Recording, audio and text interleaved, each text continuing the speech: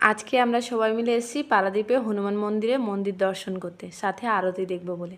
বাবা বলছিল শনিবার দিন নাকি এখানে ভীষণ বড় করে আরতি হয়, আর সাথে এই পুরো চাতালটায় লোকজনে ভর্তি হয়ে যায়। কিন্তু আজকে তো বুধবার, তাই আজ লোকজনও নেই, খুব কম। এই আমরা কজন গেছিলাম, এই কজনই।